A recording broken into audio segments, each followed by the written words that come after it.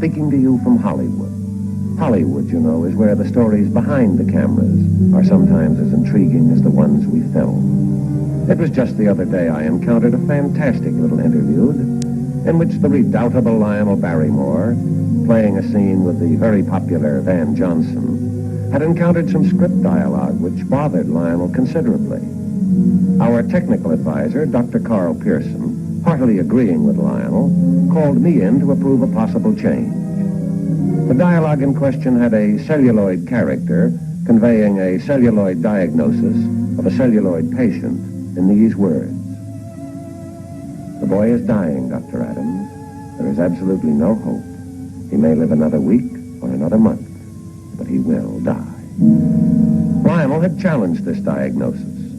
To convince me, there's a libelous legend around the studio that I'm stubborn, Dr. Pearson decided to tell a story that had happened years ago.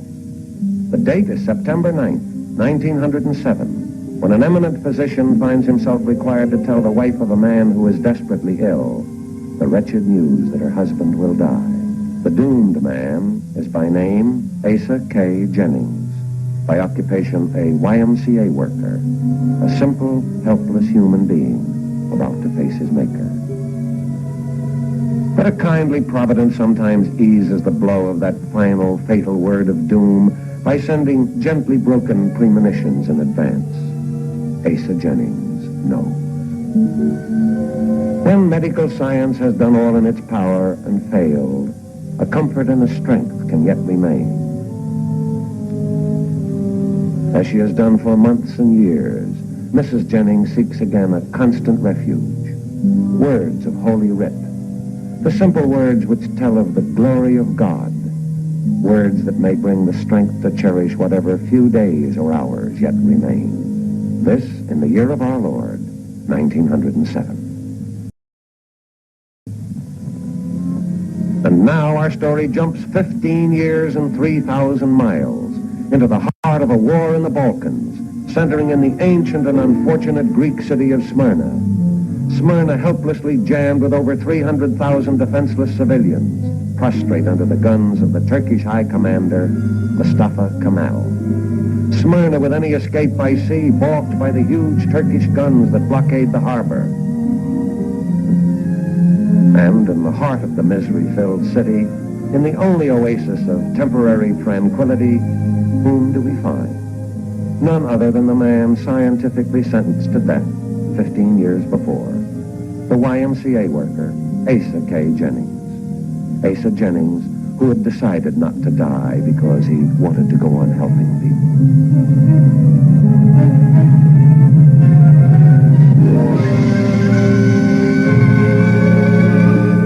Only 10 days to evacuate that third of a million helpless refugees, and no possible means by land or sea to evacuate them. Well, Asa Jennings, you be careful. You're on borrowed time already. It's all right to help people, but there's nothing you can do about this. So, where is Asa Jennings that very night? Well, Asa Jennings is climbing up the side of a Greek mountain, accompanied only by his trusted interpreter, Farid, en route to the headquarters of the almost legendary warrior, Mustafa Kemal. Yes, this unknown, almost overmodest American YMCA worker has somehow wangled credentials that pass him through the battle lines on a mission completely unofficial and entirely of his own conception and execution. What does Asa Jennings want? Merely something that is nothing, yet everything. Perhaps Mustafa Kemal might generously give safe passage for that 10 days to the vessels of the Greek merchant fleet to come to the rescue, to come from the safety of their island refuge at Mytilene to Smyrna, and take the embattled populace away from beneath the guns of the Turks. That won't hold up your war for more than your 10 days. But, Mr. American, might I ask who you are? By what authority, by what responsibilities do you come to interfere in the Balkan War? He has no authority. He represents no powerful government. He is simply an unattached, unofficial American whose only interest is the lives of some unfortunate other persons. All of which might mean little or nothing, except that Mustafa Kemal is a gent who admires personal courage. And so, an obscure little fellow who has dared his failing life to plead for the people of a nation not his own wins a promise. That promise, by dark and devious means, Asa Jennings relays to a fugitive Greek warship in the harbor of Mytilene, 60 miles from Smyrna. Precious hours have elapsed while the Greek naval officers debate the proposition and finally reject it. This promise can only be a trick of the wily Kemal to entice those precious ships into range of his guns. And then occurs one of the strange mistakes that must often happen by the grace of fate or providence. Perhaps it's the little American emblem that Jennings wears. But suddenly the Greek naval captain decides to ask the Greek government in Athens what they think of this promise. This promise from Kemal brought by this strange little man. So at 4 o'clock in the morning in the wireless room, there begins a duel of verbal electronics between the Greek cabinet in Athens and an obscure American citizen with behind him no official status or authority, with behind him nothing but the handshake of an all-powerful Turkish conqueror. A duel of wireless words that affects the lives of 350,000 human beings who could be utterly and entirely destroyed if that Turkish gent whimsically should change his mind.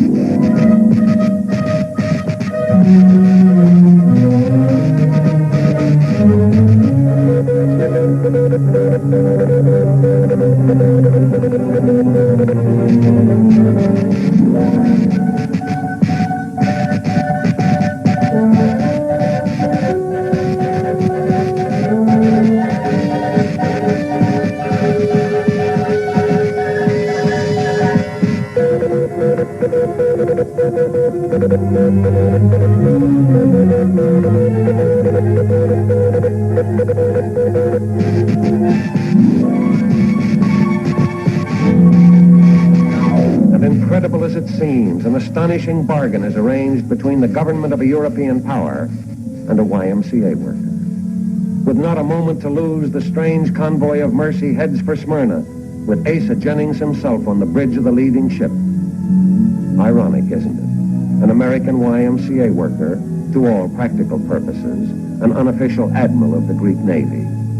10 days to rescue 250,000 people. 10 days and only 10 ships. It will take God's help to perform the needed miracle.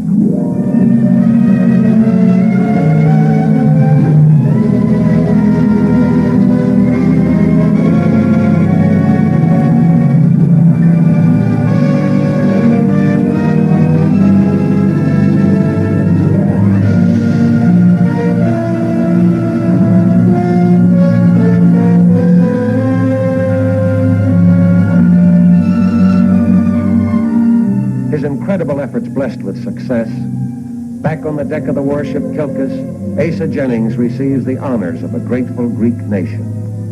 A man who refused to believe that an impossible job couldn't be done.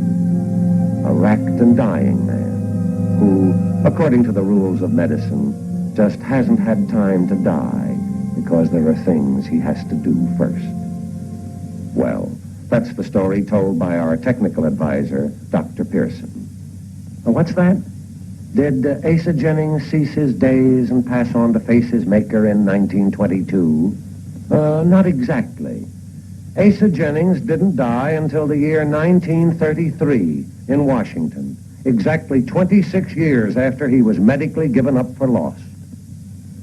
Is it possible that something in a great human spirit could renew the life-giving cells in a stricken body, even after all the rules and regulations of life and death have said that now must come the end? Who knows? Is there a divine power that sometimes comes to the rescue of a life? to remind us, mayhap, that the destiny of the humblest person can be itself divine. What do you think?